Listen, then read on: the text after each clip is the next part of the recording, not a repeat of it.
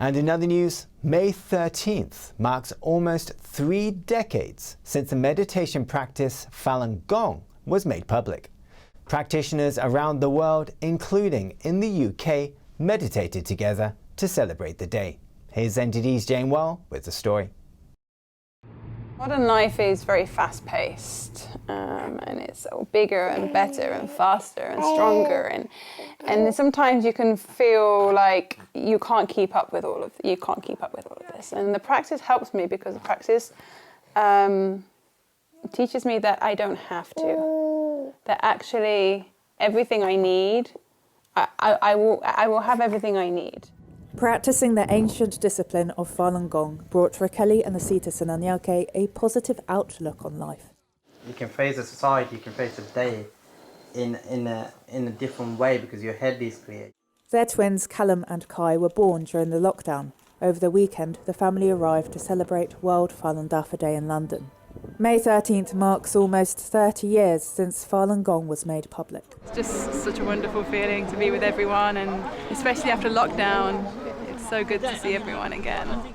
Falun Gong, also known as Falun Dafa, is a spiritual practice that involves meditative exercises and moral teachings based on truthfulness, compassion and tolerance. I mean, on the physical level, I'm young, so I did look a bit, my face changed, my body. I do feel have more energy every day, so I can sleep less hours and I can do many things in a day. But I think the main positive change I've seen is my relationships, my surroundings, how it changed and how it benefited myself and my family, and how all of the problems we had before just got resolved just because I decided to make a change within my mind. I feel very happy to come here today to have this opportunity to celebrate Falun Dafa Day, because I'm really grateful for what Falun Dafa has given me. People here are performing the slow-moving exercises of Falun Gong, but this day of celebration is overshadowed by a story of persecution. The Chinese Communist Party launched a brutal persecution of Falun Gong in China almost 22 years ago.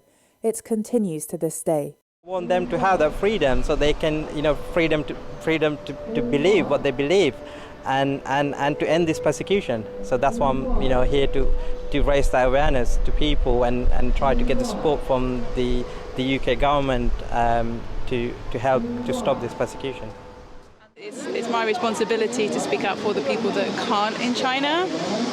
Here, if I do that, I'm not arrested, but in China, that's what's going to happen. So that's, I also practice Falun Gong, and they can't speak out for their, beliefs, so I do it here for them. Well wishes were read out from several mayors and peers on the day. Until the persecution ends for practitioners, this day of celebration will also be a day to speak out for those in China who don't have the freedom of belief.